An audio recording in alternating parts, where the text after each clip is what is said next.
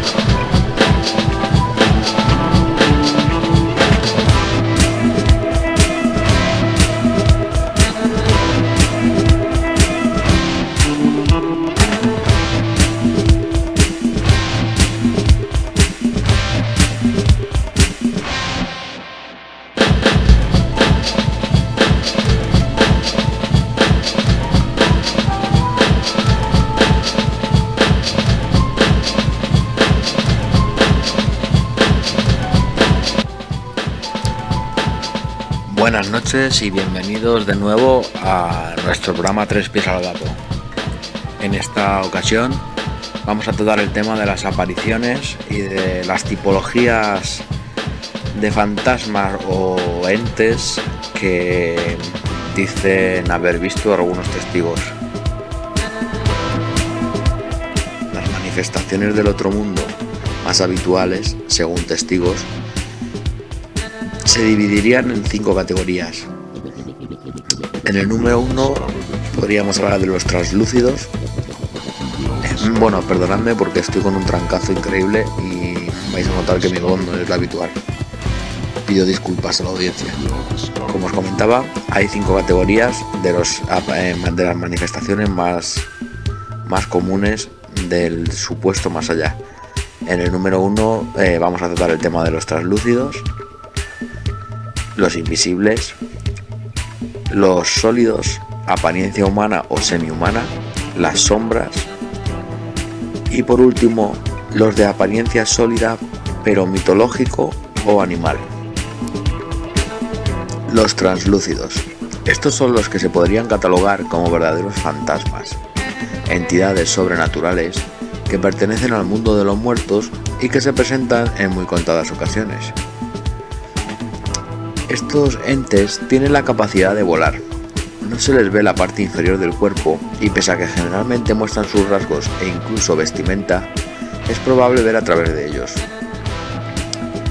Algunos son realmente horrendos, no tienen cara, están desfigurados, pero existen también otros de facciones bastante hermosas y que incluso emiten sonidos. Paralelamente a esta variación en la apariencia, esta clase de espíritus también presenta una variación en la naturaleza moral y psicológica de sus ejemplares, existiendo así espíritus translúcidos malhumorados y neuróticos, afables y tranquilos, burlones y traviesos, buenos o ligeramente inclinados al mal, aunque nunca lo suficiente como para que se les deba tener miedo. Lo que no quita que haya que tener cierto cuidado con ellos, ya que pueden sufrir alteraciones de ánimo bruscas y súbitas, pasando de la dulzura a la cólera, etcétera, etcétera. Desde Darko Radio no queremos dejar claro que nosotros no estamos diciendo que estos seres existan, sino que estamos hablando de las manifestaciones supuestamente reales de los espíritus, fantasmas, llamémoslo X, que según testigos se han producido durante toda la historia de la humanidad. Recordad que el tema de los fantasmas data desde las primeras culturas. Desde los sumerios ya hablaban del tema del espíritu humano, con lo cual es algo que está inherente a la naturaleza del ser humano. Bueno, pues como os estaba comentando, generalmente los entes translúcidos suelen aparecer en lugares viejos, casas, cementerios, museos, bibliotecas, castillos, etcétera, etcétera. Son los típicos fantasmas que suelen captarse en las fotografías, pues por ejemplo cuando vas a visitar en Escocia, en Inglaterra, algún castillo tipo cuarto milenio, pues las típicas fotos en las que aparecen pues seres como blanquecinos, pero que no llegan a ser opacos, sino que son como semi-transparentes. Y bueno, de esta tipología de fotografías hemos podido ver bastantes en cuarto milenio. Casi todas son fraude, pero bueno, siempre hay alguna que sienta cátedra y no se puede descartar que sea real o no, simplemente pues no se sabe si podría serlo. Bueno, pues según este estudio en el que han hecho la catalogación de los supuestos espíritus en 5 categorías de los más comunes que han sido avistados por, repito, por testigos alrededor de todo el planeta, dicen que los seres translúcidos al parecer siempre tienen algo que comunicar, y pese a tener tendencia a no interactuar con los seres vivos, o sea, nosotros, pueden ser bastante molestos e insistentes si lo necesitan para transmitir su mensaje. O sea, suelen ser, supongo que los típicos espíritus que salían en la serie Entre Fantasmas, que siempre andaban dando la murga a Melinda Gordon para que les ayudara a resolver sus asuntos pendientes aquí en la Tierra. En el número 2 tenemos los entes invisibles. Estos la verdad es que yo no tengo mucha idea de cuáles son, porque el único ente invisible que me viene a la mente es el de la película Paranormal Activity. Pero bueno, supongo que pues serán exactamente eso. Al parecer estos fantasmas son los responsables del tan famoso escalofrío que muchos afirman sentir súbitamente en altas horas de la madrugada. Pese a ser los que más asociados están a las experiencias con fantasmas que comúnmente la gente tiene, esta clase de espíritu nunca es peligroso, pues al menos según afirman la mayoría de las fuentes, son espíritus benéficos que desean ayudar desinteresadamente y que se manifiestan a través del tacto, la llamada, la voz, hablando siempre con claridad y teniendo una voz calmada.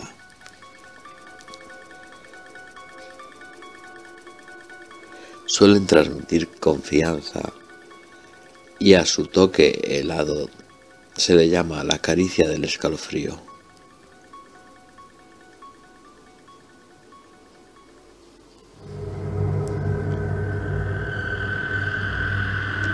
Algunos de estos fantasmas se han comunicado a través del teléfono, la radio y la televisión, y es un hábito propio de ellos el hablar súbitamente sin indicios previos. En cuanto a su invisibilidad, esta es elegida pues no quieren ser vistos.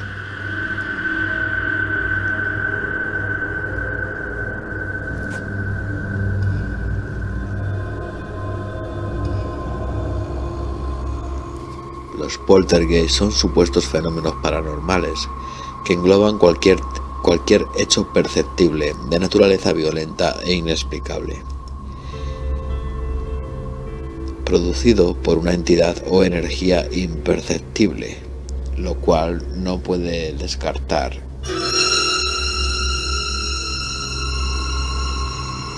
que se trate de un fantasma invisible.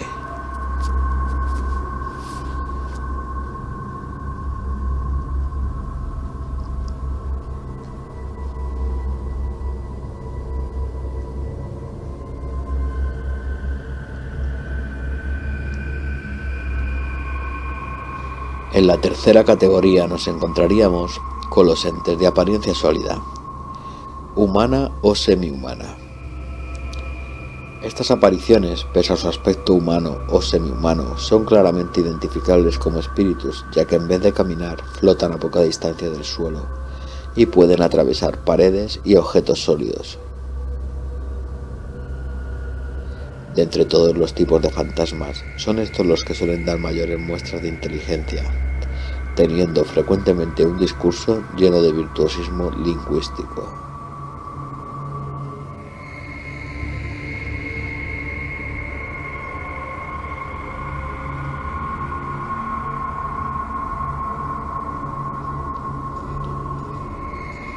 Asimismo, estos suelen ser los fantasmas más vanidosos, amando la notoriedad y apareciendo a veces con ropas vistosas y elegantes, queriendo algunos ser reconocidos como seres superiores, incluso ángeles. Dentro de los fantasmas humanos que engloba esta categoría, estos son los más difíciles de ver, aunque también los que son más claros, serios y contundentes en su manifestación. Generalmente han aparecido en iglesias, manantiales, playas y áreas campestres y rurales. No obstante, pueden aparecerse en cualquier lugar. En cuanto a su naturaleza, pueden ser tanto buenos como malos. Digamos que este tipo de fantasma sería el más parecido al ser humano vivo, con su personalidad propia y definida. Porque si una persona mala muere, porque vamos a dar por hecho que cuando haya muerto va a ser buena. Si era malo en vida, seguramente sea malo en la muerte.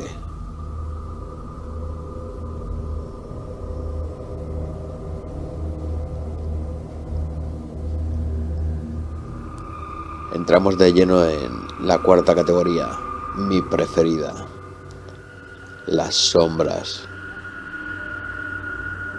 Esta clase de entes es sumamente peligrosa. Ni uno solo de sus miembros está libre de maldad.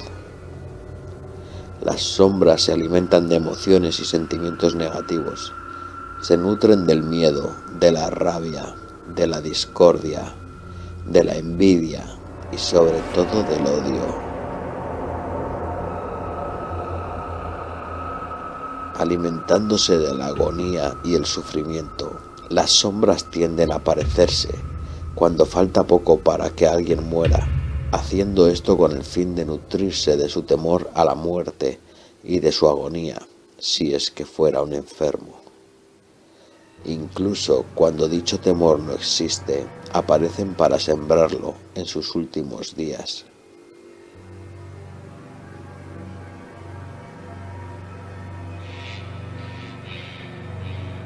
Las sombras son el tipo de fantasma que más notan los animales, reaccionando siempre con llanto, miedo o violencia ante ellas. Pueden hacer descender bruscamente la temperatura del lugar en que están, siendo casi siempre las responsables de aquellos casos en los que se escucha que hace frío en solo tal o cual pequeña parte de la casa.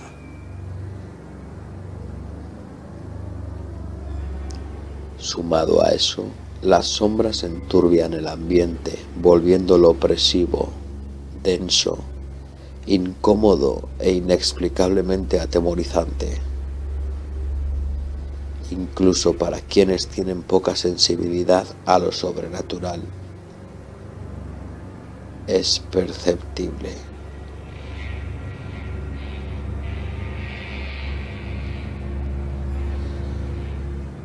Aquí debería yo de añadir un pequeño inciso, y es que estoy totalmente en desacuerdo con lo de que los animales, al tipo de ente que más detectan es al de las sombras.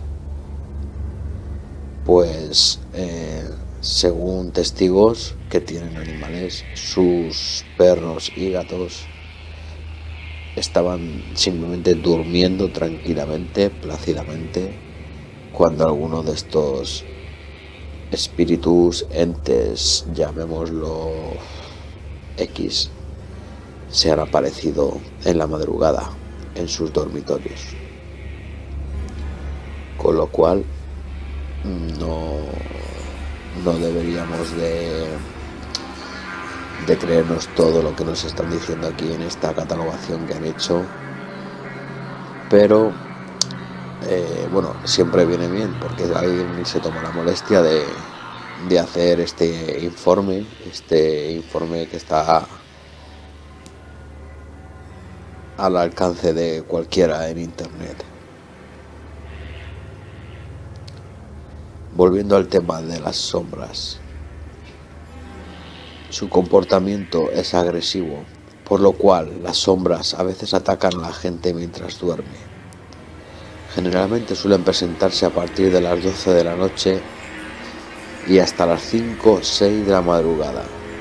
No suelen verse de día, aunque ha habido casos en los que han aparecido.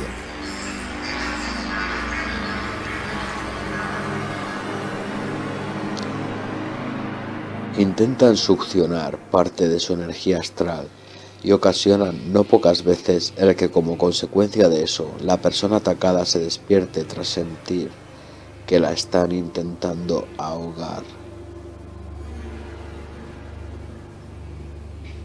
Es entonces cuando ven a la sombra flotar como una especie de mancha oscura, tan oscura que incluso en una habitación sin luz alguna es posible apreciar la densidad viscosa de esa oscuridad viva.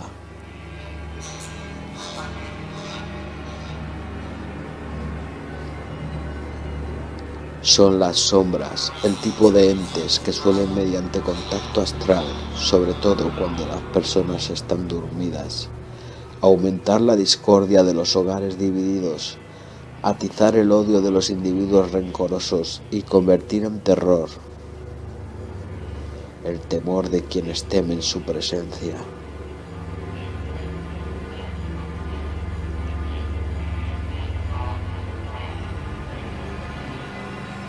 Debido a su naturaleza siniestra y al tipo de energía que consumen, las sombras suelen merodear en lugares en los que ha habido abundante sufrimiento, vicio o maldad. Están en antiguos centros de tortura, en viejas cárceles, en sitios en los que se ha practicado el satanismo o la magia negra, en habitaciones donde alguien ha estado drogándose por largo tiempo o sufriendo de una profunda depresión, en casas en los que han abundado los maltratos y los rencores entre sus miembros.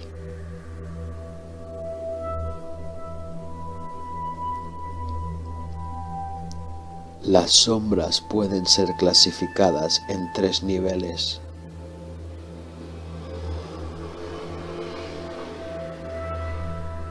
Nivel número 1.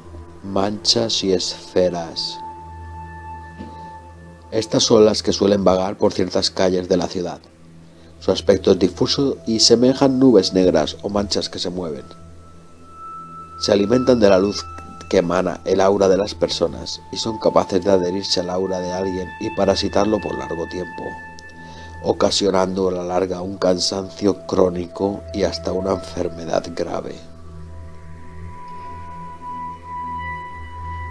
Nivel número 2. Sombras semidensas. Su aspecto da a entender que tienen más consistencia que las anteriores. Se alimentan de la hostilidad y sentimientos afines y los inducen en los miembros del hogar que invaden. Pueden causar horrendas pesadillas y episodios de parálisis del sueño. Puede sentirse su presencia con mucha mayor fuerza que las sombras manchas. Y tienen la capacidad de afectar la salud de las personas hasta el grado de enfermarlas.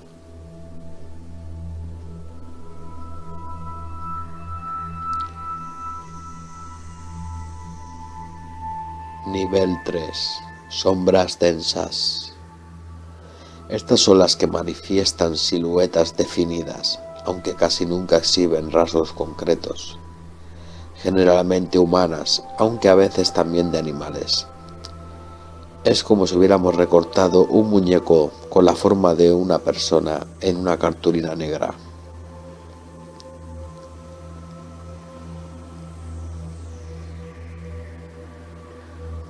Estas sombras suelen inducir a las personas a las drogas, al alcohol, la depresión y el suicidio.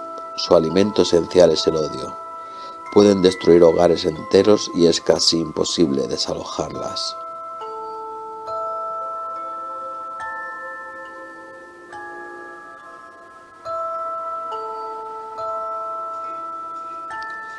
Las sombras generalmente andan en grupos. Mientras más numeroso el grupo, menos poderosas las sombras que lo integran. Así, cuando se da el raro caso de una sombra sola, su poder es realmente grande, y se trata siempre de una sombra del tercer tipo.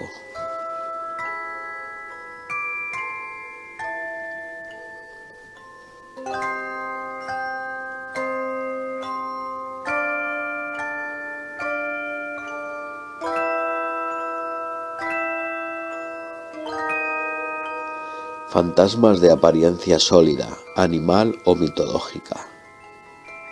En el caso de los fantasmas de animales, pese a la creencia de que no tienen alma, algunos ocultistas han explicado las apariciones de animales fantasmas, diciendo que tras morir, el cuerpo astral de algunos animales sobrevive por un tiempo que va de días a años, hasta que se desgasta y desaparece para siempre. Se cree que eso ocurriría sobre todo con los animales que, como consecuencia de sus interacciones con el ser humano, han recibido energía astral humana en sus cuerpos astrales de animales. Un ejemplo paradigmático es el cementerio de animales de Torrelles de Llobregat, situado en España. Allí mucha gente afirma haber escuchado maullidos, ladridos y otros ruidos animales sin fuente aparente, además de haber sentido lametones de perro o cariños de gato.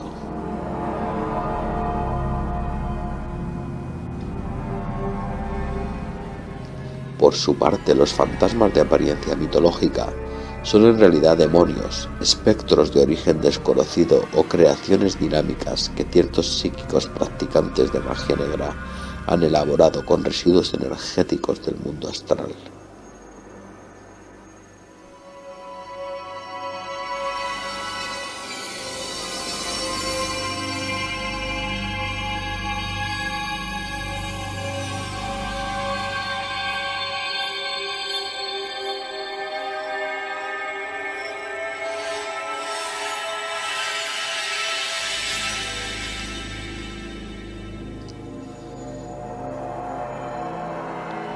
Tras este resumen de las tipologías más frecuentes de apariciones, vamos a hablar de otras clasificaciones que suelen hacerse en el mundo del esoterismo y de la parapsicología. Las enunciaremos brevemente. Son simplemente otras formas de clasificar fantasmas, interpretaciones y catalogaciones distintas a las que hemos señalado arriba.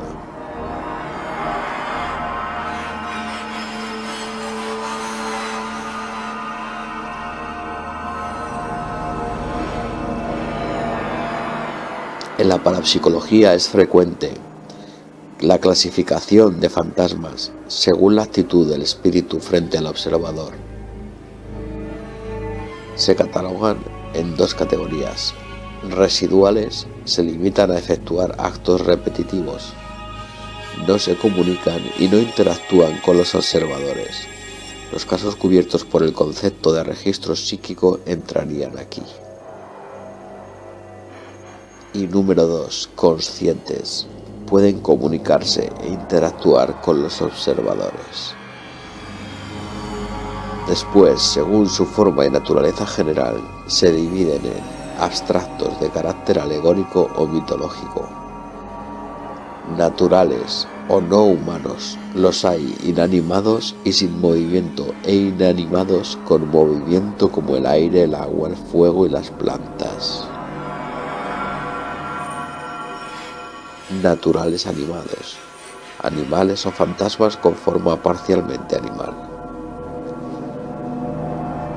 Antropomórficos, con forma y rasgos humanos sin llegar a ser completamente humanos. Y con forma humana.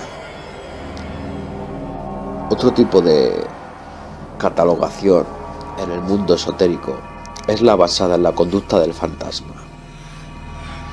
G.N.M. Tyrrell, un experto en el tema de los fantasmas, elaboró la siguiente tipología basándose en el comportamiento de los fantasmas y la forma en que interaccionan con el mundo de los seres vivos.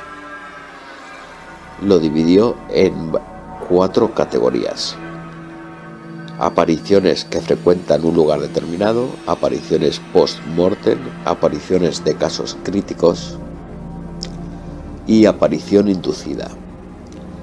En las apariciones que frecuentan un lugar determinado, usualmente se trata de alguien que vivía allí, aunque también suelen darse casos de fantasmas que están allí para estar con uno o más vivos por los que sentían apego y afecto.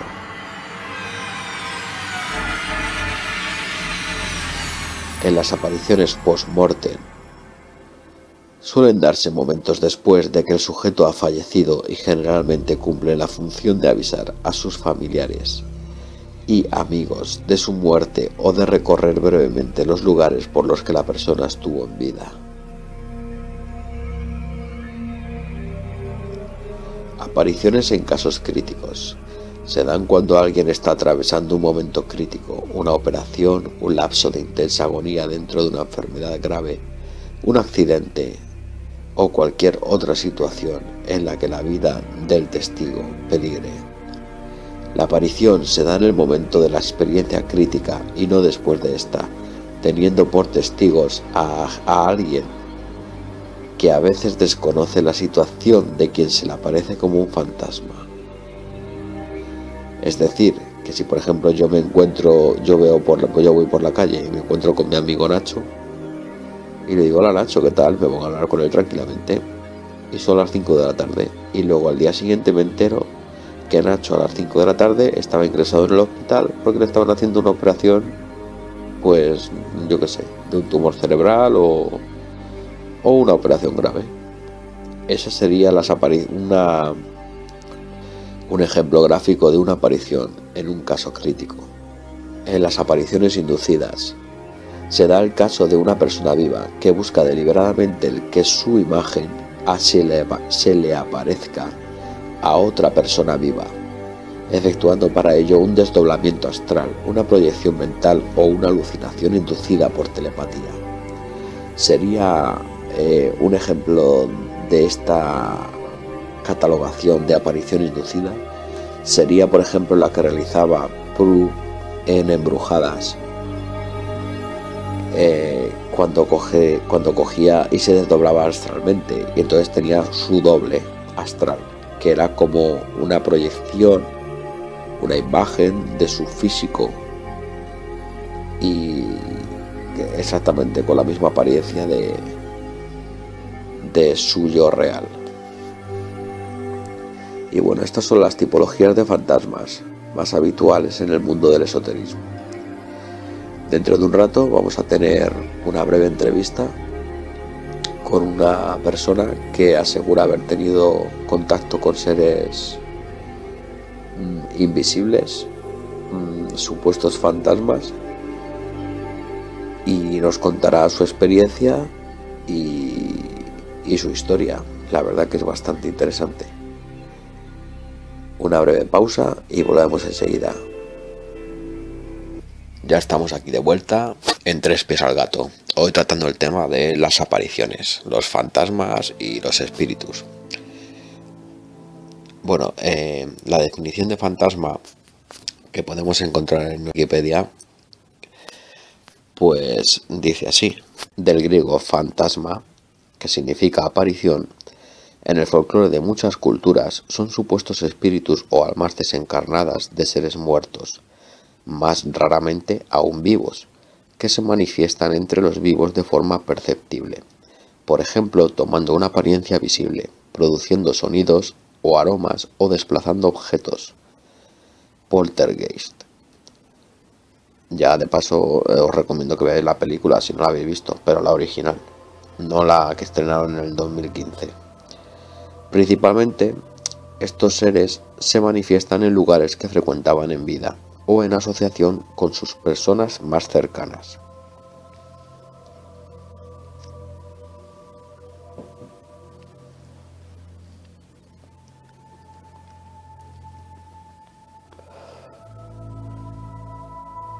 O sea que podríamos decir que generalmente los fantasmas, cuando se manifiestan, suelen ser en lugares en los que se sentían cierto apego, porque obviamente generalmente suele decirse que los cementerios no es un buen lugar para buscar fantasmas, porque ningún fantasma siente apego por el cementerio. O sea, sentirá apego por la casa donde ha vivido, por su familia, por algo que lo ate aquí a este plano. Bueno, quienes dicen haberlos visto los describen como siluetas o sombras monocromas, por lo general oscuras o blanquecinas, más bien difuminadas, nebulosas o antropomórficas, de carácter inmaterial y transparentes, que flotan y pueden no estar completas o no tener rasgos definidos ni rostro, pero también y más raramente aparecen opacos, de cuerpo entero y con apariencia humana normal. Algunos estudiosos relacionan fantasmas y espectros con las esferas de luz u orbes, que han sido filmados saliendo o entrando a través de paredes. En realidad podría tratarse de rods, artefactos, motas de polvo, insectos o ilusiones ópticas producidas por retrodispersión, pareidolia, apofenia o cualquier otro prejuicio cognitivo. Algunos parapsicólogos han documentado que la aparición del fantasma no suele sobrepasar una fracción de segundo o a lo más 2 o 3 segundos, raramente más. En los momentos previos constatan que se produce alguna forma de entalpía por la cual la temperatura baja sensiblemente antes de alguna manifestación sensible, desplazamiento de objetos, ruidos, fenómenos electrónicos de voz, visualizaciones, etc. Pueden acompañar los aromas penetrantes, golpes, ruidos, generalmente pasos, música o voces que pueden grabarse magnetofónicamente, los llamados fenómenos electrónicos de voz, mal llamados psicofonías, aunque cada uno de estos fenómenos puede darse también separada y aisladamente.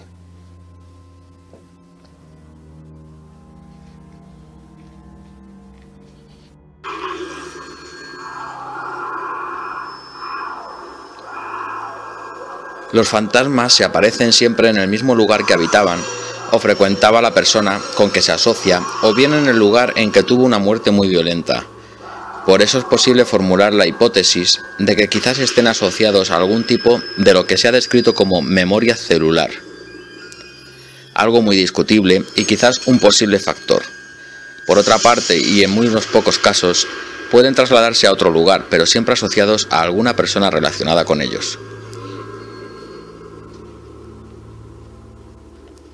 Más allá de la habitual conjunción de alucinación y superstición que suele explicar mayormente casi todas las manifestaciones del fenómeno, las formas ópticas del mismo han sido recogidas por medio de cámaras fotográficas y videográficas de distintos tipos, desde las comerciales hasta las termográficas. El fraude y la falsificación de estos documentos o su dudosa interpretación, especialmente factible por medio de la manipulación informática, es tan frecuente en este campo que el especialista suele enfrentarse de forma más que escéptica ante este género de testimonios. Sin embargo, es posible hacer una tipología de estos documentos atendiendo a la configuración visual de los mismos.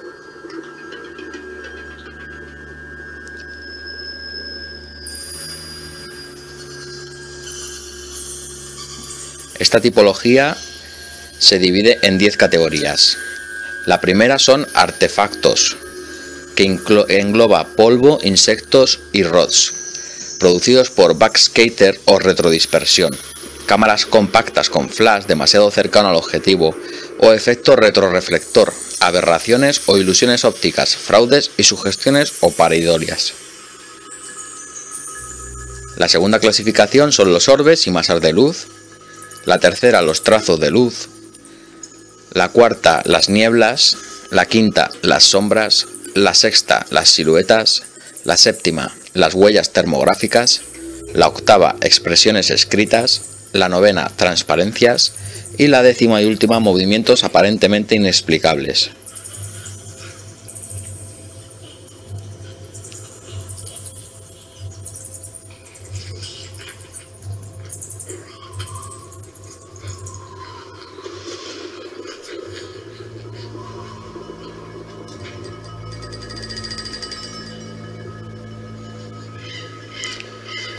Como las leyendas etiológicas, los fantasmas se creen ligados a un lugar, aunque en ocasiones se asocian a personas que se los han llevado consigo, frecuentemente contra su voluntad.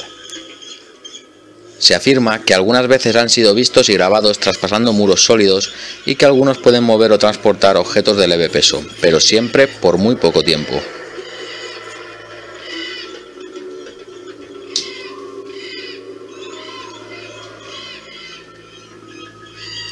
Ciertas personas, los llamados clarividentes, mediums, asanes o chamanes, dicen observarlos con frecuencia o poder comunicarse con ellos. Asimismo, prácticas conocidas como la canalización mediúmnica y la necromancia o nigromancia aseguran poder hacer que los muertos se encarnen otra vez brevemente. Según qué tradición, los fantasmas aparecen con distinto atavío, más o menos relacionado con su muerte. El clásico de la literatura occidental es el sudario o sábana mortuoria. El momento difiere, aunque la tradición habla de la puesta del sol, la medianoche, la luna llena, de una hora en concreto o de una fecha determinada, por lo general aniversario de su muerte. Sin embargo, hay también apariciones poco puntuales que se manifiestan de forma imprevista e imprevisible en cualquier punto, incluso a mediodía.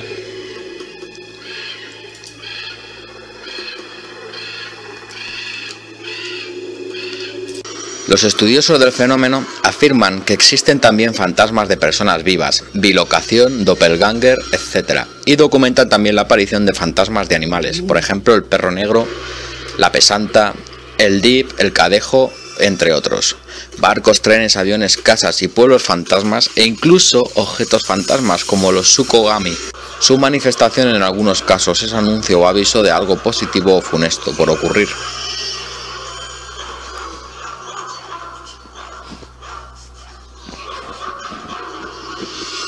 Mitología de los fantasmas. La creencia en aparecidos, muertos que vuelven para aparecerse y encomendar alguna misión, o revenants, lo mismo en francés, espectros, ánimas del purgatorio, almas en pena o fantasmas, es muy propia de la naturaleza humana.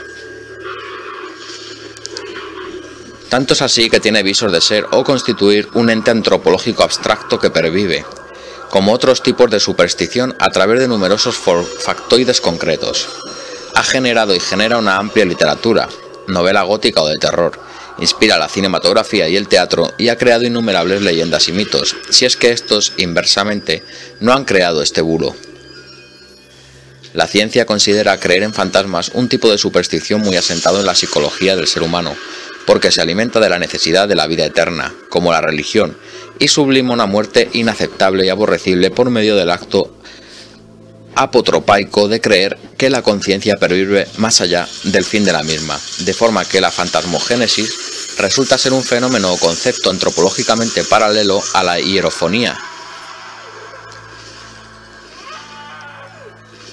Recientes estudios indican que muchísimos occidentales creen en fantasmas, en sociedades donde la religión tiene mucho predicamento, como en Estados Unidos. Una encuesta demostró que el 32% de sus habitantes creen fantasmas y en la vida luego de la muerte, siempre en forma paralela a la religión o de forma menos regulada por un sistema escatológico, como han hecho las religiones más frecuentes, que se aprovechan de este meme antropológico para crear estructuras económico-culturales de creencias. Desde antiguo, la mitología, la religión y otras manifestaciones de folclore o literatura han creído o pretendido creer en la existencia de entidades sobrenaturales, manifestaciones vitales o números más o menos inmateriales de varios tipos, abstractos, más o menos alegóricos, naturales o no humanos, inanimados y movimiento o cosas, e inanimados con movimientos o semimovientes como el aire, el agua, el fuego, las plantas, los astros, también como naturales animados, animales o animalizados, los antropomórficos, figura humanoide, y los humanos.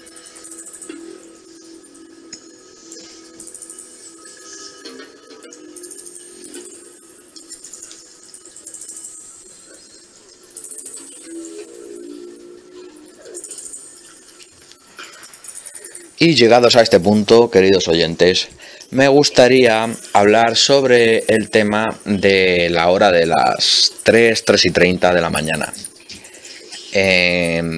Según la parapsicología, esa hora es como la hora muerta, la denominan así. Es como una hora mágica donde el velo que separaría los mundos de los vivos y de los muertos es tan fino que permite que esas entidades atraviesen y puedan interactuar con nosotros, generalmente cuando nosotros estamos dormidos.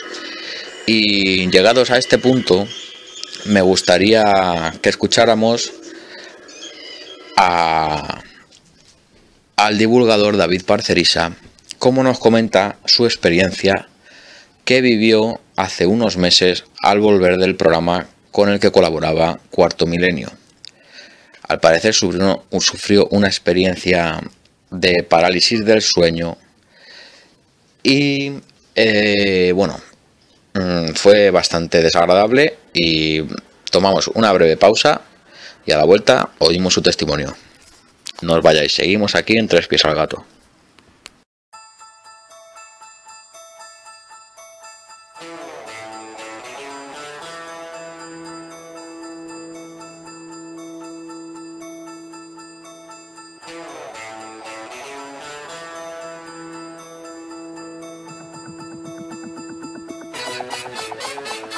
Ya llega la Nochebuena, ya llega la Navidad y en breve empezaremos con las entrevistas de Bamaj.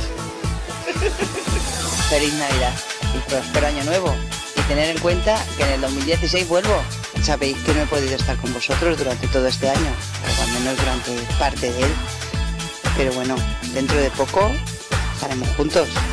Este año ha sido un poco complicado. He tenido muchas historias, he salido fuera, he viajado mucho e incluso me han operado de algo. Pero bueno, cosas de nada. Así que a partir de ahora, los medio durmientes me van a tener que escuchar. Por la mañana, por la tarde, por la noche, cuando se le antoje al jefe. Pues nada, que veáis las estrellas mientras que no dormís. En nombre de todo el equipo de Darko Radio, les quiero desear feliz Navidad y un próspero año. Y que se cumplan todos vuestros sueños.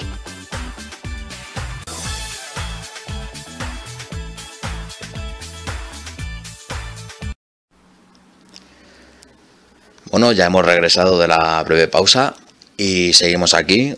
Como os comentaba, íbamos a escuchar el testimonio de David Parcerisa y su experiencia en la hora muerta. Empieza a las 3 de la mañana y dura como hasta las 4. Suele ser de 3 a 4 de la madrugada la hora muerta. Es la hora en la que, como os comentaba hace un momento, el velo entre los muertos y los vivos es más fino y entonces permite que ciertos fantasmas, entes, llamémoslo X, puedan interactuar con nosotros. Pues sin más dilación, vamos a escuchar el testimonio de David Parcerisa. Esto sucedió justamente durante mi última visita a Madrid, con motivo de mi participación en el programa del Canal 4, Cuarto Milenio, con Iker Jiménez. Estuve participando en un debate hablando precisamente sobre los ángeles caídos, el tema Anunnaki, junto con el catedrático Antonio Piñero. Estuve, por supuesto, al lado de Enrique de Vicente y estuvo también Juanjo Sánchez Oro. En ese programa, pues hubo un debate muy fuerte. Yo recuerdo que fue bastante rivalizado. Y bien, yo cuando regresé al hotel, hacía aproximadamente 3 horas ya que estaba durmiendo, cuando de repente pues empecé a sentir en el pecho un peso, una opresión muy fuerte. Aquello iba cada vez en aumento, hasta que lógicamente entré en pánico. La impotencia mayor fue que no podía hacer absolutamente nada, no podía gritar, no podía articular palabra, no podía abrir los ojos, tan solo podía mover la cabeza, ladeando de un lado a otro, sudando, un sudor frío, muy desagradable, y sentí que esa fuerza cada vez crecía más y me estaba como arrastrando, o sea, me estaba tirando a la vez que parece como que tiraba y se contraía, como si quisiera, vamos a decir, no sé, voy a utilizar la palabra succionarme. Bueno, pues ya lo habéis oído. Esto le sucedió a las 3:15 de la madrugada. Afortunadamente no pasó nada más. Él hizo como una especie de intento por recuperar la movilidad y finalmente consiguió volver a su estado normal y ha quedado pues como una pequeña anécdota. Esto de la parálisis del sueño, que sería lo que David Parcerisa ha sufrido, se relaciona mucho con el tema de las sombras. En la catalogación que hemos visto del estudio de la parapsicología, en la categoría de fantasmas, uno de ellos eran las sombras. yo lo llamo directamente gente sombra, porque aunque hay sombras con forma humanoide, otras con formas animales, otras que son simplemente masas negras, yo las englobo todas en el mismo grupo, la gente sombra. Pues la gente sombra está muy relacionada con el tema de la parálisis del sueño. Es algo que podéis mirar en internet perfectamente, en Wikipedia, buscando gente sombra o shadow people, y es uno de los fenómenos pues que más se manifiesta ante la gente. Es un fenómeno global, no afecta dependiendo de la cultura o de la fe que profese cada uno, sino que igual le puede ocurrir a un pakistaní, a un musulmán, a un cristiano o a un hindú. Es algo que sucede a nivel mundial. Y bueno, es un fenómeno muy interesante. Nunca se han dado casos en que esas entidades, esas masas negras, esas formas animalescas, hayan hecho algún daño a los testigos a los que se han presentado. Simplemente se dedican a aparecerse, observan, y cuando lo consideran, si lo consideran, atraviesan la pared y desaparecen. Otras veces, si ellos mismos se sobresaltan al darse cuenta de que están siendo percibidos por el humano en cuestión, y rápidamente desaparecen. Lo suelen decir que se ven por el rabillo del ojo, pero yo creo que eso más bien es un poco leyenda urbana, porque si buscáis en internet encontraréis multitud de relatos de gente en los que directamente, o sea, los testigos lo han visto pues de frente y plenamente, o sea, no había lugar a dudas ni lugar para la imaginación. Y bueno, vamos a recuperar un archivo que os quería yo comentar en cuestión de los fantasmas. Así que un segundito, volvemos ahora mismo. Bien, como os comentaba, queríamos recuperar del archivo un testimonio de un fantasma en la carretera, y creo que es bastante curioso. Os procedo a leer este mensaje. Procedo a relatar el testimonio. Fue publicado el 29 de julio del 2006 a las 2:01 de la madrugada por un usuario llamado Disorder en la web de Foro Coches. Su post se titulaba así: ¿He visto un fantasma en la carretera o es mi imaginación? Vamos a ver, allá vamos. Acabo de aparcar y todavía tengo los pelos de punta. Iba yo por una carretera solitaria que hay aquí cerca haciendo unas curvas, y en una se me ha caído el teléfono móvil a los pies. He parado en medio de la carretera porque ya os digo que no pasa nadie nunca por allí. Podéis imaginaros la típica carretera de montaña, que no vive nadie cerca, ni pasa nadie, ni hay luces ni nada, solo las de la ciudad a lo lejos. Pues bien, me aparto, me agacho para coger el teléfono móvil y me aparece una grúa detrás, con las luces naranjas de emergencia y todo, pero sin ningún distintivo ni ningún número de teléfono. Lo bueno es que yo debía haber estado conduciendo a unos 120-140 por las curvas. Es imposible que uno de estos trastos me hubiera seguido, y menos sin darme yo cuenta. Tampoco hay ningún cruce ni ningún camino, ni pistas de tierra, de donde podría haber salido. Es como si me hubiera venido siguiendo. Pues bien, la grúa se me para justo delante y empieza a venir hacia mí, marcha atrás, pero sin las luces de marcha atrás, y no era pendiente, es más, creo que era un poco de cuesta abajo. Yo empiezo a pitarle porque me iba a golpear, pero ni caso. Al final me rayo y meto la primera y la esquivo con una ágil maniobra de volante. Os juro que cuando paso al lado me quedé helado, porque no había conductor. Me diréis que estaba agachado o algo, o yo que sé, pero os juro que en esa grúa no había nadie. Pues bien, yo me marcho a toda velocidad, mientras veo por el retrovisor que la grúa inicia la marcha, y me viene detrás. Con el miedo y tal, le empecé a pisar un poco más de lo que debería, y la cabrona de la grúa seguía ahí. La veía en el espejo cómo me seguía. Finalmente la pierdo de vista, pero de repente siento como que no tenía que seguir, que estaba yendo hacia donde la grúa quería que fuera. Y di media vuelta a la carretera y me dirigí, llamadme loco, hacia la grúa. Pues bien, no había ninguna grúa, corrí más de 2 kilómetros en sentido contrario y no me la crucé. Pero lo bueno es que no había ningún cruce ni ningún camino para que pudiera dar la vuelta, y la anchura de la carretera era imposible que una grúa normal pudiera hacer un cambio de sentido. Yo con mi compacto tuve que hacer 4 maniobras para dar la vuelta. Imaginaos, la carretera no llega ni a los 4 metros de anchura. No sé, desde que he llegado estoy que no puedo pensar en otra cosa. Acabo de llamar a un amigo a ver qué me dice y os lo cuento para ver qué me decís y desahogarme un rato. Aunque me lo imagino que iría fumado, pero no he bebido, ni he fumado, ni tomo drogas.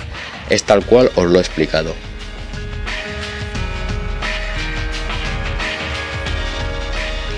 Y este ha sido el relato que os quería comentar de, por ejemplo, en este caso sería un objeto fantasma, ya que no tenía conductor. Se han dado, bueno, hay varias películas sobre ese fenómeno de que aparecen barcos fantasmas. Está la de, por ejemplo, la película de Ghost Ship, trenes fantasmas, bueno, casas, pueblos fantasmas, mejor dicho. Y bueno, tenemos pendiente la entrevista que teníamos que realizar a una testigo.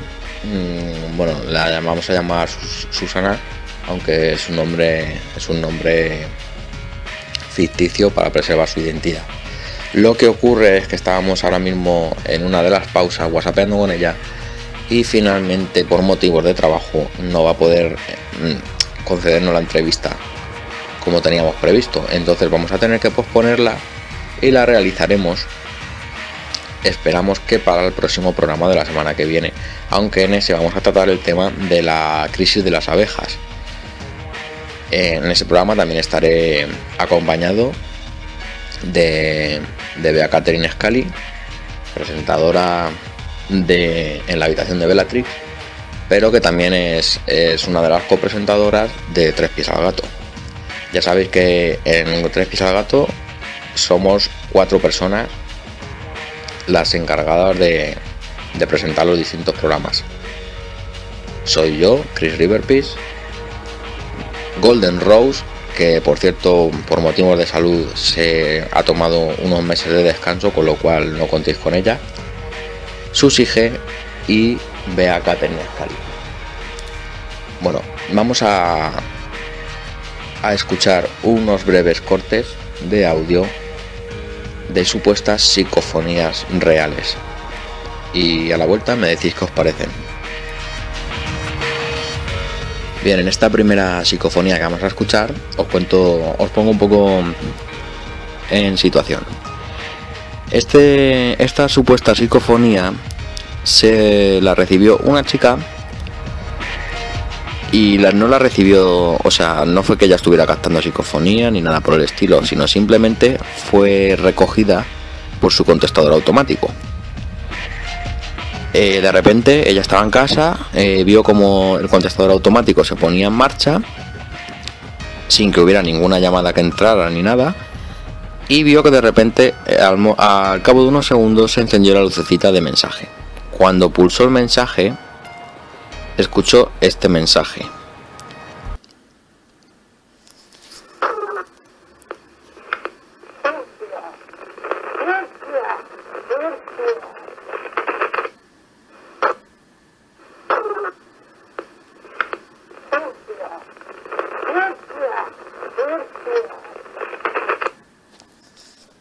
Como habéis podido escuchar, es una voz que dice furcia, furcia, furcia, pero lo más escalofriante de todo es que ella reconoció esa voz.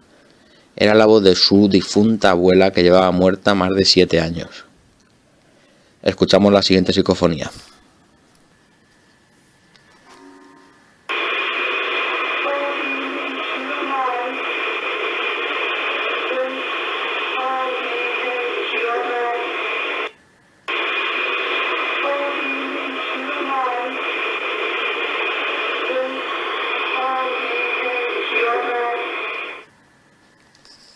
Bueno, aquí no sé si lo habéis entendido, es una psicofonía que fue grabada aquí en España. Y bueno, uno de los investigadores preguntó, fue a una localidad y a una casa en concreto donde ya habían obtenido en anteriores investigaciones unas psicofonías de mucha calidad. Entonces preguntó el investigador que cuál era el origen de las supuestas psicofonías de las voces que captaban con los magnetófonos. Y lo que la voz contestó fue: adimensional es adimensional. Esta no da miedo, pero bueno, escuchamos la siguiente.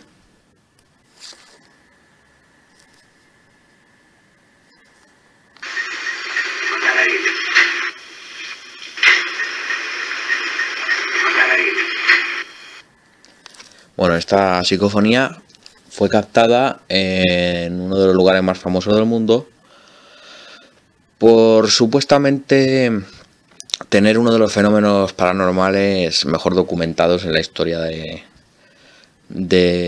la investigación parapsicológica, y fue en Belmez de la Moraleda, en la casa de Belmez. Aquí se dejó se dejó una grabadora durante toda la noche a oscuras, y a la mañana siguiente se recuperó, y lo que se escucha pues es matar a él.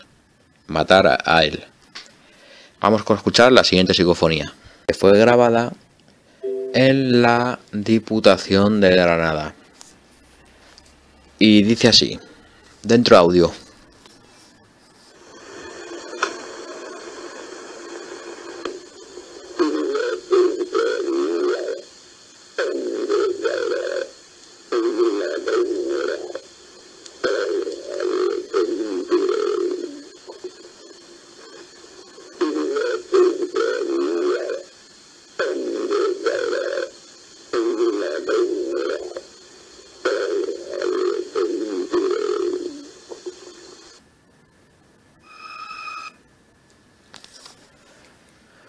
Bueno, no se entiende casi nada de esta psicofonía, salvo la última, el último trozo de la frase, que sería: os arrepentiréis. Pero bueno, es una voz, la verdad, que pone los pelos bastante de punta. Vamos a escuchar un par de psicofonías más. En esta nueva psicofonía que vamos a escuchar ahora, os pongo en situación. Ha sido captada en Estados Unidos, en una localización supuestamente donde ocurrían fenómenos paranormales, y fue grabada por un grupo de investigadores amateurs, de parapsicólogos, que hacían esto por hobby. Entonces, cuando estaban revisando una especie de horno gigantesco que había dentro de esa especie de granja, porque era una especie de granja o matadero, no sé exactamente ahora mismo deciros exactamente qué es lo que es, pues captaron esto. Está en inglés. Ahora vais a oír la voz del investigador hablando, y oiréis una voz bastante gutural que dice: I have the body of a pig. O sea, tengo el cuerpo de un cerdo. Y bueno, vamos a escucharlo y a ver qué os parece.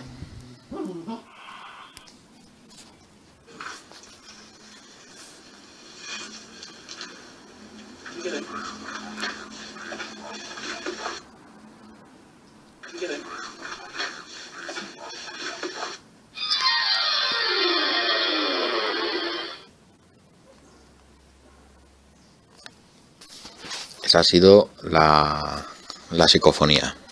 Se oye como una especie de voz tipo, como si fuera una señal de radio, que dice: I have the body of a pig. Bueno, la siguiente psicofonía fue obtenida en el Palacio de Linares de Madrid, y bueno, la escuchamos. Avisamos que es una psicofonía muy muy clara.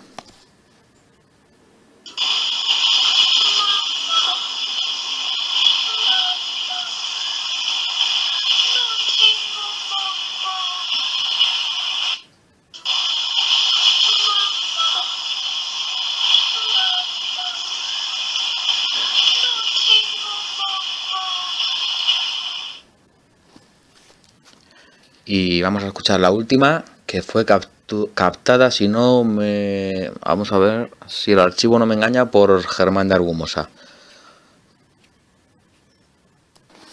Bueno, pues esta psicofonía, como os decía, fue obtenida por el profesor Germán de Argumosa. Está considerada como una de las psicofonías más aterradoras jamás grabadas. Y es una psicofonía muy larga. Al parecer duraba unos 10 minutos, 10-12 minutos.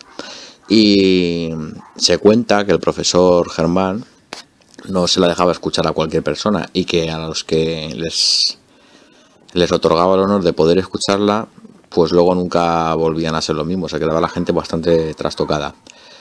Bueno, no vamos a escucharla completa, por supuesto. En internet creo que solamente se pueden conseguir 4 minutos.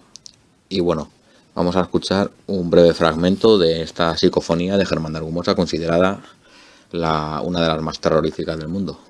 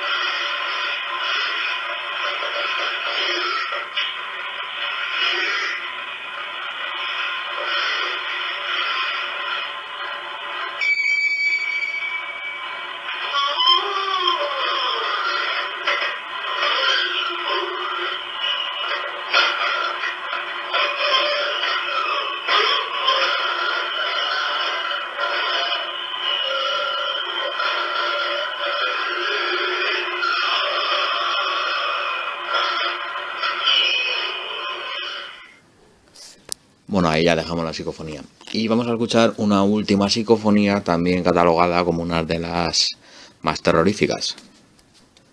Esta última psicofonía fue obtenida en el año 2007 por un grupo de investigadores en Estados Unidos que fueron invitados a un hotel en el cual pues sucedían bastantes cosas inexplicables, como desaparición o aparición de objetos, telequinesis, se movían, volaban cosas por las habitaciones, sombras, golpes, puertas que cerradas con llave de repente parecían abiertas.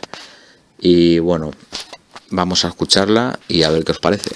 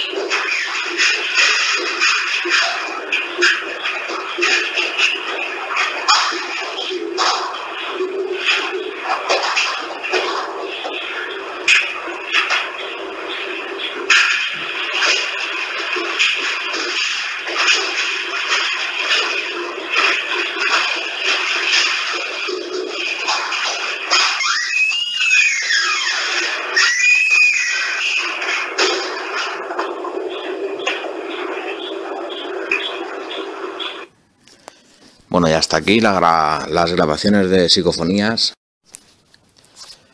Bueno, y aquí seguimos, continuamos con nuestro programa Tres Pies al Gato. Estamos hoy tratando el tema de los fantasmas y espíritus.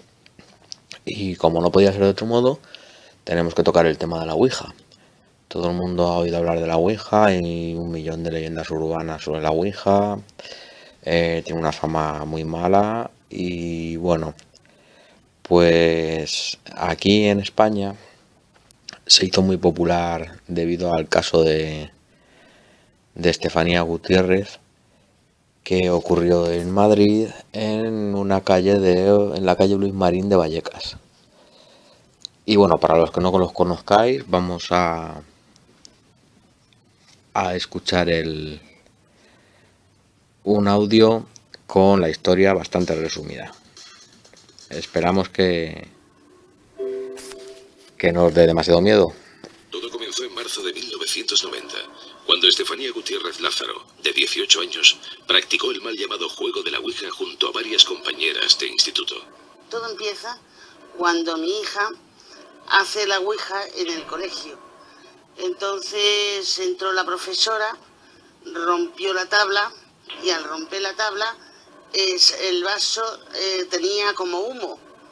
Entonces pues se rompió el vaso y bueno, pues el humillo se le fue a mi hija a la cara, y desde entonces mi hija hacía unas cosas muy extrañas. Desde aquella experiencia, la joven empezó a sufrir unas enigmáticas compulsiones, estados alterados de conciencia, en los que afirmaba observar figuras a su alrededor, que la llamaban por su nombre. Ella dice que veía gente extraña que la llamaban, que estaban cogidos de la mano y que la estaban llamando. Pero yo desde luego la daba en la cara y empezaba: Estefanía, vuélvense, hija, venga. Y ella no me hacía caso. Situaciones en las que su cuerpo parecía poseído por una fuerza sobrehumana. Cuando vieron que estaba como si fuese un perro lobo echando espuma por la boca y tirándose a sus hermanos. Durante 6 meses visitó diferentes centros de salud y ningún médico pudo certificar qué tipo de enfermedad padecía la adolescente. La hicieron pruebas, la hicieron análisis y no sacaron nada de nada. Los médicos, nada más que me dijeron que estaba perfectamente, que no tenía nada.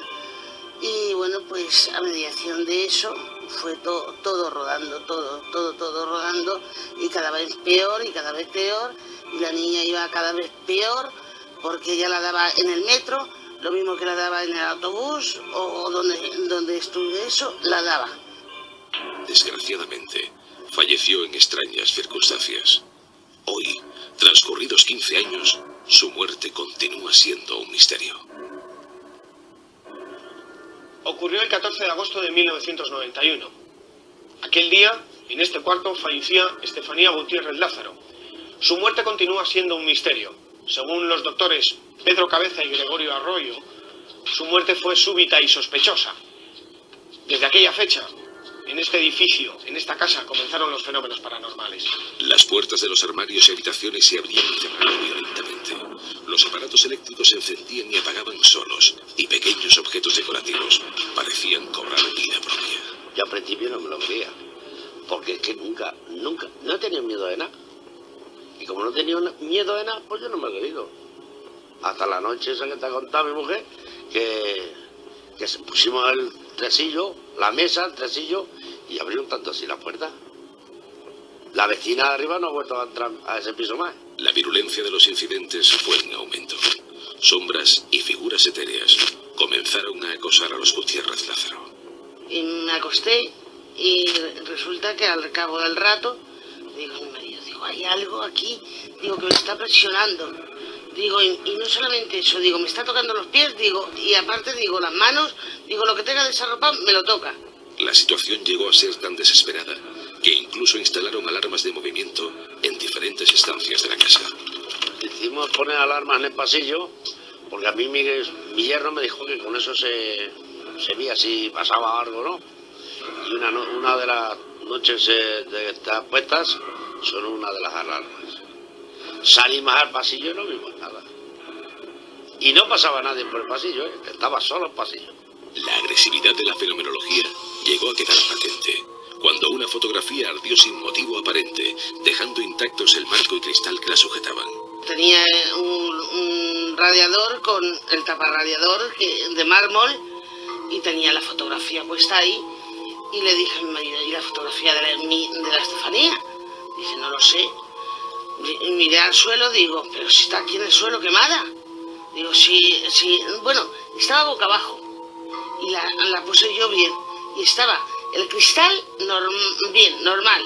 Y el marco, lo del marco, igual, estaba normal. Bueno, pues no se quemó nada. El 27 de noviembre de 1992, la comisaría de Vallecas Moratalaz recibió una llamada sorprendente. En la calle Luis Marín se estaban produciendo fenómenos paranormales. Una pareja de la policía armada, un inspector y un psicólogo fueron a ver lo que pasaba. Entraron a casa, entraron a casa. Los dos policías se quedaron con mi mujer en el salón.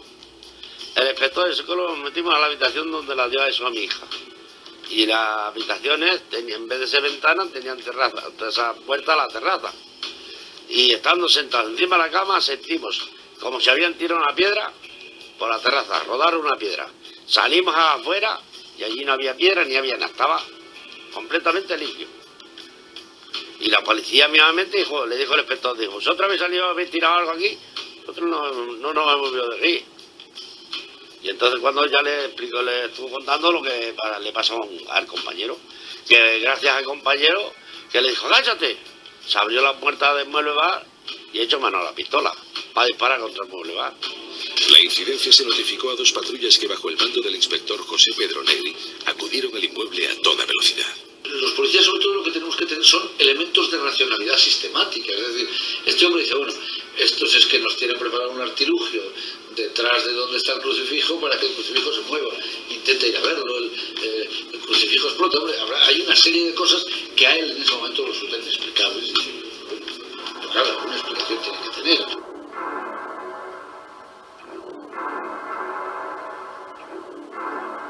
El resumen de lo acontecido aquella madrugada en aquel domicilio quedó reflejado en un informe oficial que ha pasado a los anales de la historia paranormal de nuestro país.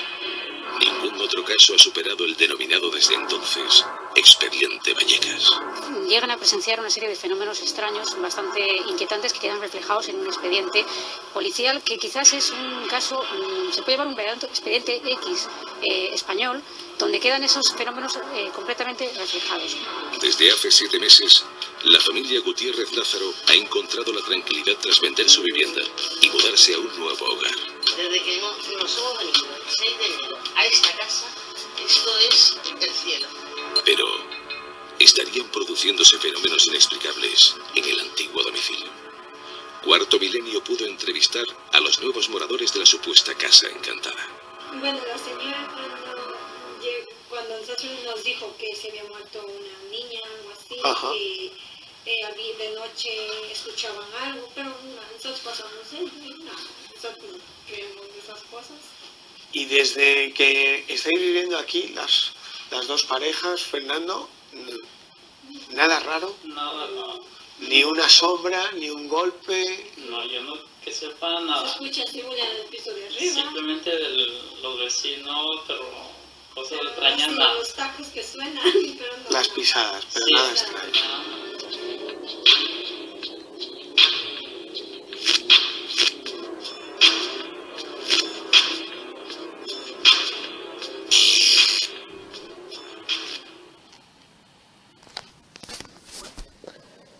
Bueno, y este era el resumen que hicieron en Cuarto Milenio sobre el caso del llamado Expediente Vallecas. Y bueno, ahora os voy a hablar un poquito del origen y la historia de la famosa tabla Ouija. Volvemos a la vuelta, no os marchéis.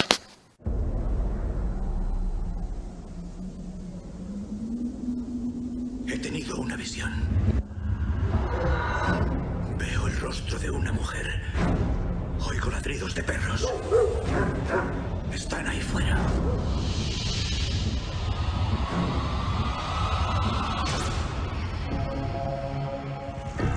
Le he hecho venir porque aprecio su fe en estos fenómenos. No soy muy popular en el FBI ahora mismo. ¿Scully? Mulder. El padre Joe dice tener una conexión psíquica. Cree en esta clase de cosas. Digamos que quiero creer. No se rinda. ¿Los ve? Veo ojos que miran fijamente. Mis visiones son obra de Dios. Puede que quien se las produzca no sea Dios.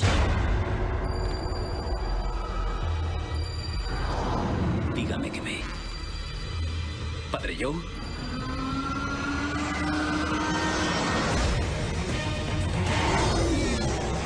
Ya me he cansado de perseguir monstruos. Está aquí. Te necesito esta vez. ¡Está aquí! ¡Está aquí! ¡Aquí!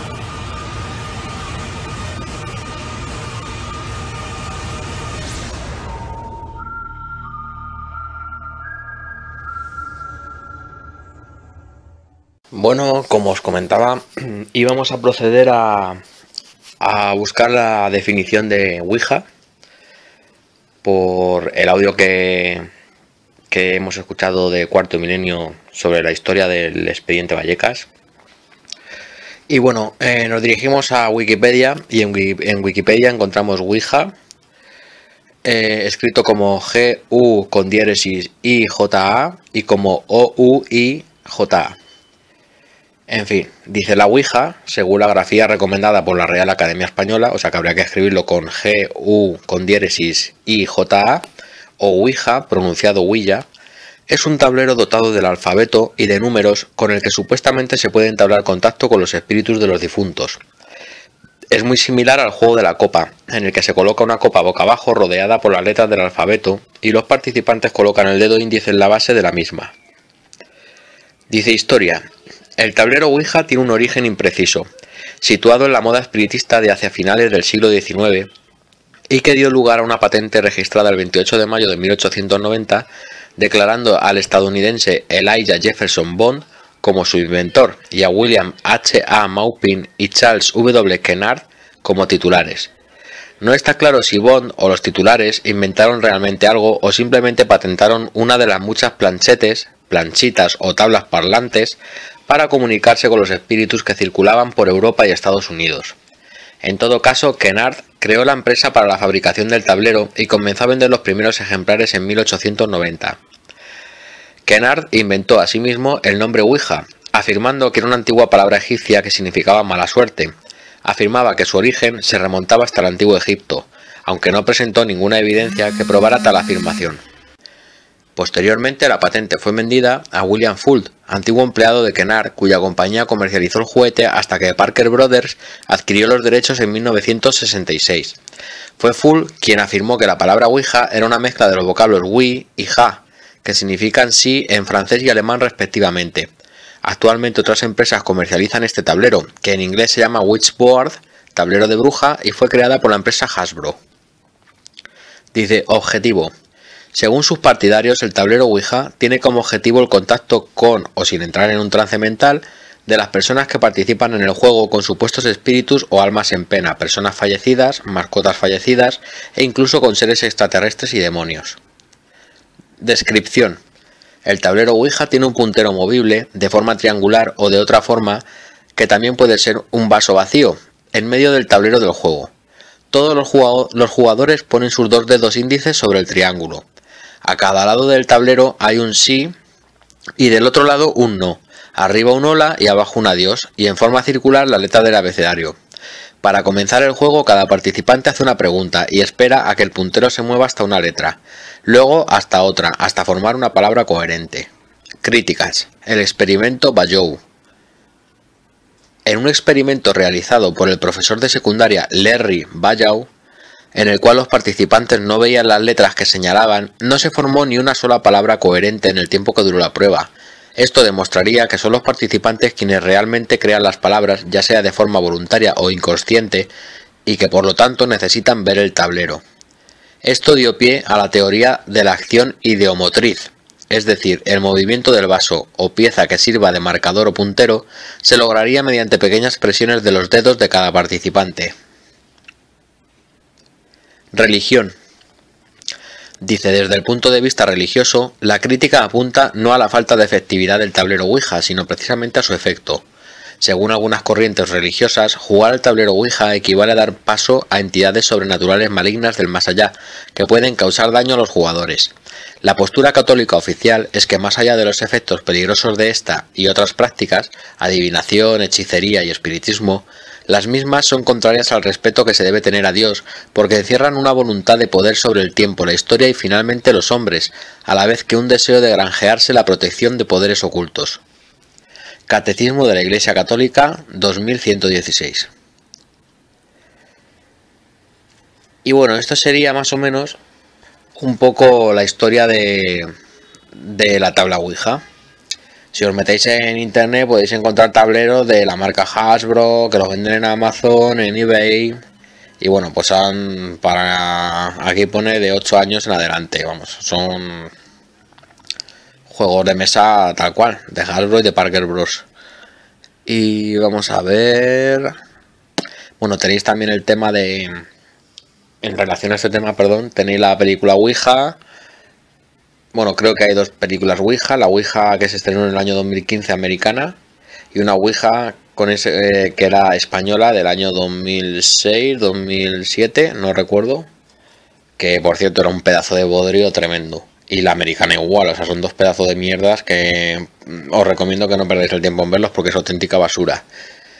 Y bueno, pues voy a buscar un poquito el tema del espiritismo hacia los años 1800 y retomamos en un segundo el programa. Mientras os dejo con el nuevo single que han lanzado las chicas de Sweet California, que como ya sabéis están teniendo un éxito increíble por todo el mundo. Han lanzado ya su nuevo álbum que se llama... Ay, no me acuerdo cómo se llama. Head in the Stars, o sea, la cabeza de las estrellas. Y bueno, han lanzado un nuevo sencillo después de Wonder Woman con el featuring de Jake Miller. Ahora es con Madcon y su nuevo single se llama Down With Ya. Lo podéis ya descargar en Spotify y en iTunes y comprarlo en cualquier tienda de Warner. Y bueno, pues os vamos a dejar mientras buscamos el archivo del espiritismo en los años 1800 con el nuevo sencillo de Sweet California, Down With Ya, feat. Madcon.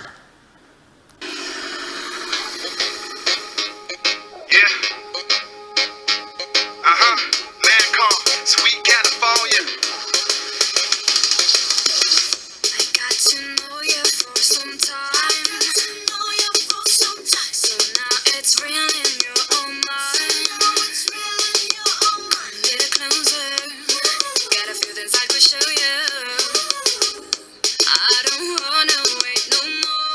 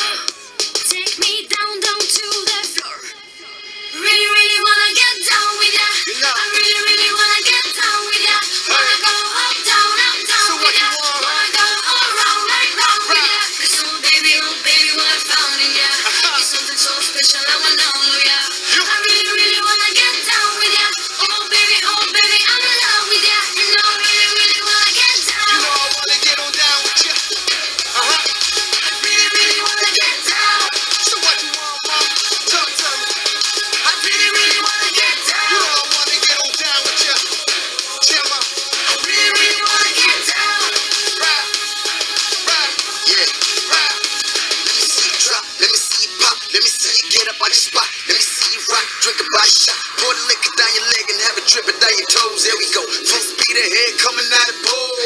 Yeah, I know you a man eater. But still hot like a bad fever. Yeah. 12 years of school is crazy, I can't read you. All I know is that Leo's supposed to go with a Libra girl. Yeah, let go, I'm feeling exposed. Like I'm chasing you rare and feeling exhaust. I ain't a quitter, I grind and you my next goal. I'll cut carry it down, you know that's next goal.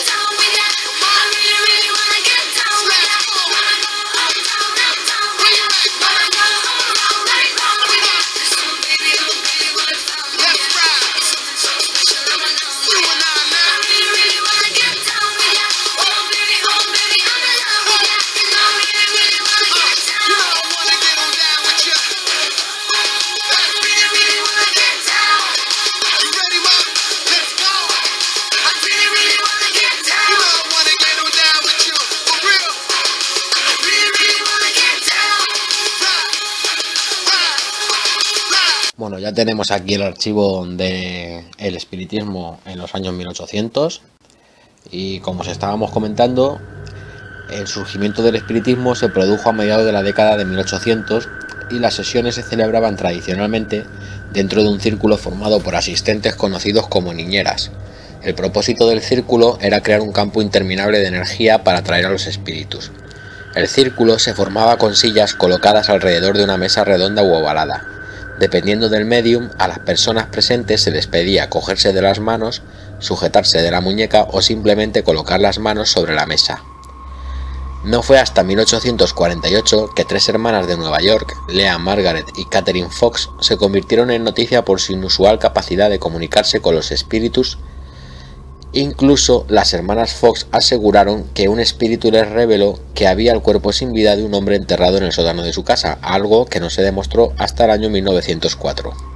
Maggie y Kate, las hermanas más jóvenes, se comunicaban con los espíritus mediante la tiptología, sonidos generados por golpes, y en poco tiempo las hermanas se convirtieron en celebridades internacionales y llevaron a cabo sesiones de espiritismo para los ricos y poderosos. Antes de continuar, debemos informaros de los peligros de realizar las sesiones de espiritismo, entonces hay que tomárselo con calma. Vamos a ver. Hay que advertir de los peligros que puede conllevar el uso de esta práctica. La mayoría de los expertos en lo paranormal aseguran que las sesiones son una puerta abierta para espíritus y entidades del más allá, y que pueden permanecer durante unos minutos o pueden optar por quedarse mucho más tiempo. El verdadero peligro realmente comienza en el momento en el que la comunicación se hace de una forma incorrecta, ya que pueden acceder a nuestra realidad entidades malévolas o no humanas. Estas entidades se pondrán en contacto con nosotros con un único objetivo: causar un daño irreparable a nuestras vidas. Ciertamente no hay manera de saber quién o qué responderá después de una comunicación inadecuada. A veces puede ser divertido, grosero, amenazante o algo peor. Pero recuerda, el peor de los casos puede ocurrir dependiendo de quién o qué se encuentra a tu alrededor. Y sobre todo, punto número 1, jamás tengas miedo. Y punto número 2, sé positivo. Esas son tus armas a la hora de lidiar con una situación así. Bien, después de esta breve introducción y de los peligros que puede conllevar este tipo de comunicaciones, ahora te estarás preguntando cómo puedes realizar una sesión de espiritismo. Y aunque te parezca increíble, no es nada difícil. Con un poco de preparación y guiándote con estos sencillos pasos, en cualquier momento puedes intentar ponerte en contacto con tus seres queridos fallecidos en compañía de tus amigos. Antes de comenzar la sesión de espiritismo, responde a las siguientes preguntas. ¿Cuáles son tus objetivos para la sesión? ¿Cuál es tu verdadero propósito? ¿Hay una persona en particular con la que te gustaría ponerte en contacto durante la sesión de espiritismo? ¿Dónde vas a realizar la sesión de espiritismo? Recuerda que no es necesario hacerlo en un lugar embrujado y que los cementerios están descartados. ¿Quién te gustaría que participase? Dependiendo con quién estés, la comunicación será mucho más fácil. ¿Con qué te vas a comunicar? Puedes usar prácticamente cualquier elemento esotérico, como un tablero de Ouija o un péndulo. ¿Vas a grabar tu sesión? En ocasiones, las cámaras de vídeo y grabadoras de voz digitales pueden recoger fenómenos de voz electrónicos, que no pueden ser escuchados en el momento en que se está celebrando la sesión, pero que posteriormente pueden ser analizados en equipos informáticos. Y llegados a este punto, os vamos a dar las instrucciones sobre cómo realizar la sesión de espiritismo. Una vez que hayas decidido el quién, qué, dónde y cuándo, ya estás listo para comenzar tu sesión. Lo primero es escoger un lugar que esté relativamente libre de ruidos y de contaminación lumínica. Elige una habitación a oscuras para reducir al mínimo el estímulo visual. Desconecta todos los aparatos electrónicos en la habitación para minimizar la posibilidad de interferencias de sonido. Pide a todos los participantes que apaguen sus teléfonos móviles. Si estás utilizando equipos de grabación, menciona en la grabadora la fecha, la hora y el nombre de todos los presentes. Si has optado por tener una sesión de espiritismo con una tabla Ouija, péndulo o algún otro elemento esotérico, ubícalo en el centro. Decide quién va a tocar la tablilla o sostener el péndulo. En algunas ocasiones, algunos de los presentes prefieren decir una breve oración de protección antes de realizar una sesión de espiritismo. A partir de aquí es el momento de pedir permiso a los espíritus para comenzar a comunicarte con ellos. Haz que todos los participantes formen un círculo. Comienza a hacer preguntas. Las preguntas sí o no funcionan mejor. Puedes preguntar cosas como ¿hay alguien aquí que quiere hablar con nosotros? Todos los presentes deberán mantenerse lo más quietos posibles. Si alguien hace un ruido, tendrás que identificar quién fue el responsable. Continúa haciendo preguntas y toma notas de las respuestas que obtengáis. Cuando hayáis terminado, dar las gracias a los espíritus por haberos permitido comunicaros con ellos. ¿Cómo sabremos cuándo los espíritus se han puesto en contacto con nosotros? No hay manera segura de saber si se ha realizado con éxito el contacto. En ocasiones las cosas que suceden durante una sesión de espiritismo son muy sutiles, como ligeros golpes. Esto podría atribuirse a un espíritu o podría ser alguien presente en la habitación haciendo un ruido sin querer. Mantén una mente abierta y trata primeramente de desacreditar todo lo que veas y oigas. Si no encontráis una lógica, es posible que haya comenzado un contacto. Ahora que sabéis cómo realizar una sesión de espiritismo, ya estáis listos para poneros en contacto con aquellos que no están entre nosotros. Pero tened cuidado con quién os comunicáis, ya que podría ser algo que nunca olvidarás en la vida. Y llegados a este punto, vamos a despedirnos ya desde Darko Radio.